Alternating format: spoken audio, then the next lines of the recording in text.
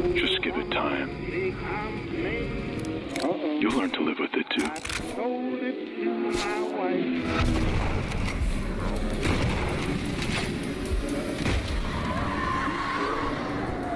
Total Chaos.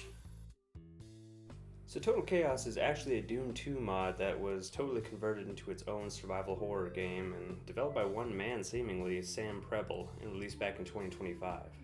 In it, you play as the silent, fingerless glove-toting Coast Guard who is responding to a distress signal before a massive storm basically causes him to shipwreck onto this island. You find that this island is actually an abandoned mining colony called Fort Oasis, and eventually this very sinister voice calls you over radio and encourages you to advance further and further into the island. So you find that the island is really dilapidated and full of all kinds of monsters, and really the story from here on out is pretty metaphorical. There's not a lot of actual real-time story occurring other than you just solving puzzles and advancing deeper and deeper into the Fort Oasis mining colony.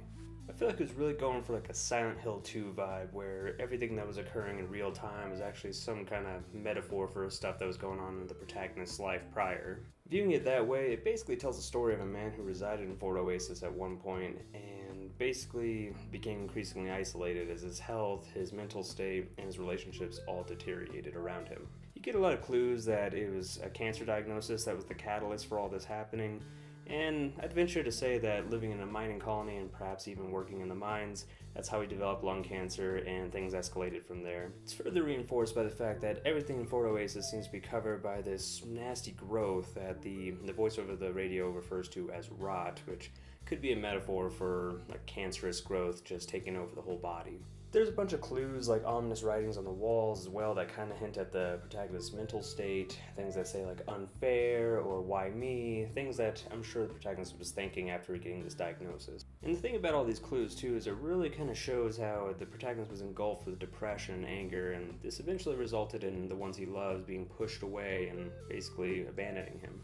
What I mean by this is there's a lot of clues that indicate that there was someone he was in a relationship with, but because of his change in personality, she became more and more distant from him and then eventually moved back to the mainland where her family was because she felt isolated away from them. I'm imagining these series of events basically results in the protagonist's psychological breakdown, and we get a whole bunch of notes suggesting that he stops going to see his doctor and stops going to see a psychiatrist, and instead descends further and further into his totally chaotic mindset that basically makes up the game that we end up playing. See what I did there? And I can say through my playthrough, I did pick up on a lot of this, but I admittedly had to do a lot of digging after the fact to kind of understand what was going on, because it's not overly clear.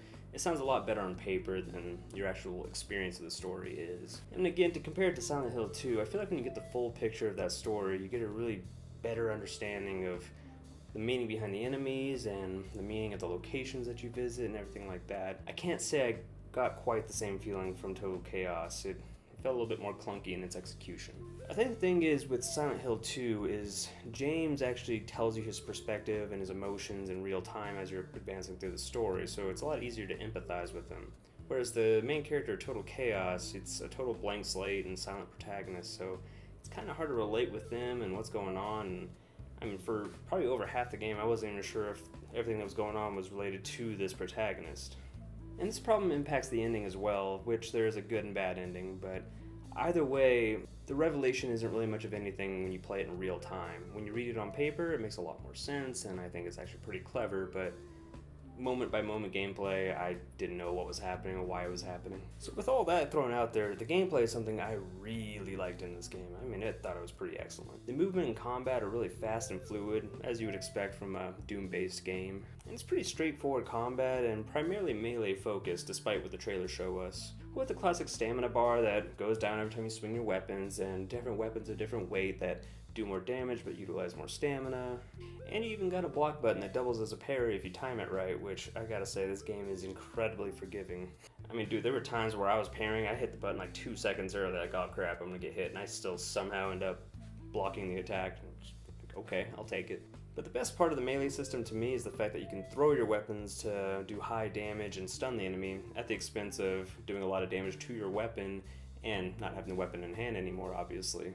But that never really becomes a problem because you end up picking up so many axes and shovels and pickaxes and bottles that you always have something in hand to fight with So you end up becoming like the Oprah of mining equipment. You get a shovel, and you get a spade, and you get an axe, and you get a shiv, and you get a bottle of vodka. It's pretty funny half the time. So the gunplay is pretty awesome, but the ability to use them is pretty far and few between, as to carry all of the guns takes up a lot of your inventory space and carry weight, so if you want a full arsenal, you basically end up slugging through all the levels. They basically become more like last resort weapons that you save for bigger enemies or when you're in some enclosed space with a whole bunch of enemies. I gotta say, in the final sequence of the game, it gives you a whole ton of ammo and lets you just let loose with the guns, which is much appreciated. I do just wish there was a little bit more focus on the gunplay than just the melee combat in this game, because I always really enjoyed when I got to use the guns. And there's also a really expansive crafting system where you can craft a whole myriad of different melee weapons and potions to heal your stat bars. There's a wide range of enemy variety in this game that have their own weaknesses and attacks that they're resistant to. And so it kind of makes you have to strategize a lot more in real time when you're fighting a group of enemies. Like, one enemy I can't use ranged weapons on, one enemy I can't go up and attack with my melee weapons, one enemy I have to throw a vodka bottle and catch him on fire, one enemy I have to make sure to keep my distance so I don't get eaten. And so it just makes for the moment-to-moment combat much more clever and strategic, and you have to be that way if you want to get through any encounter unscathed. I gotta say, the survival systems of this game are pretty excellent. It really makes all those moments in between combat encounters way more engaging. So you have to manage your health, obviously, as well as your carry weight, your inventory space, your stamina, your hunger, which impacts your stamina, and also your boost, which is basically like additional stamina and increased movement speed if that bar increases. And you gotta also manage something called madness, even though that's to a lesser extent. And then you got all kinds of different consumables that will typically increase one of these while damaging another. So it's just a constant game of balancing out, do you want more health at the expense of less boost? Do you want to fix your hunger at the expense of losing health? I mean, seriously, I really enjoyed the inventory and status management of this game, and it was making me constantly strategize no matter how dire or calm my situation was in the moment. So as far as the levels go, every level is essentially a puzzle, so you have to go down all kinds of different paths and corridors to find the items you need in order to open up the exit to get out of the area and progress on. The game doesn't provide you with a real-time map either, so you really find yourself having to memorize all these paths despite dealing with all the horrors that are going on around you, and it really just intensifies how scary the game can get. And it makes it really difficult to concentrate, remember what you're supposed to be doing and where you're supposed to be going. And you know, this leads me to the overall quality of the game. I gotta say, for it being developed by basically one guy, it is insanely impressive. Like, obviously horror is the goal of the game, and there are so many design choices in this game that really help out with that goal. I mean, the graphics are hyper-realistic in some ways, and everything's got this gray monochromatic filter over it that just really enhances how dark and dingy and grimy everything looks, and it just makes everything gross and creepy. Also, this game is very dark, and most of the time the only light source you have is this little pocket lighter that you have that lights up maybe a couple feet ahead of you, and that's it. And it's got this absolutely diabolical system where the lighter will just go out randomly every now and then. You have to just tap the trigger over and over to get it pop back up. And yeah, that always tend to happen at like the worst times for me. I mean, seriously, there were some ass-clenching scenarios where I'm walking around in a place that's otherwise pitch black. I'm hearing some monsters around me and I'm not quite sure where they are. And then sure enough, as soon as I start seeing a little bit of movement, the light just goes out and I'm just scrambling to get that lighter back on just to turn on and see one right in front of my face. The music and the sound design are really basic, but do a great job at adding to the horrific atmosphere of the game, and the level design itself is claustrophobic and disorienting, but not so much so that it's frustrating to play or difficult to operate within. The game definitely shows its limitations when it opens up and you go into like outside areas, and that may have just been me on my playthrough on an Xbox Series X, but yeah, it definitely had some frame rate issues, and you can kind of see on the water design, it's not the prettiest waves I've ever seen in a video game. And the combat is fun, but how hits register is pretty strange. Like, there are moments where I was using something like a really short range weapon like a shiv, and I was hitting enemies from 10 yards away, and in the same breath, I was getting hit by enemies who I thought for sure I was outside of their hit distance, but it just seemed to be kind of a weird range for that.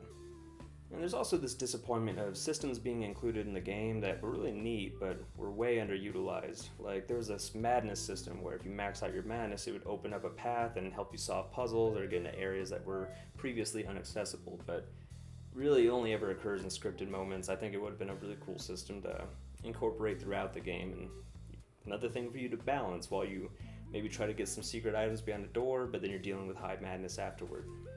Again though, I gotta reiterate, for one guy making this from a Doom 2 mod, it is pretty damn impressive, especially when you compare it to a lot of AAA games that come out nowadays. So for the overall ranking of this game, I would give the story a 5 out of 10, the gameplay a 7 out of 10, and the overall quality of the game a 7 out of 10, making Total Chaos an admirable 19 out of 30, and yeah, highly recommendable game. And with it being 19 out of 30, it's going to be number 2 on my games ranking list so far. Yeah, I really hate to be so harsh on the story, but I find it even more frustrating when I see the bones of a really smart concept and I just don't see it realized when compared to a story that's just outright bad.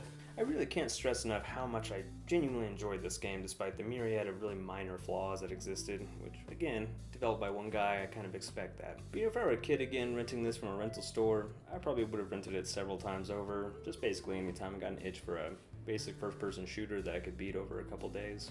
So once again, thank you all for watching. I'm really trying to build this channel into something more, something that people can watch and help get through their days with, like a lot of other YouTubers have done for me. So if you liked the video, please hit the like button. If you have any thoughts on the things I said or any suggestions for games you'd like me to review in the future, go ahead and leave a comment, that'd be much appreciated. And if you want to see the stuff I do going forward, want to help me build this channel more, subscribe. I'd really appreciate it. Peace.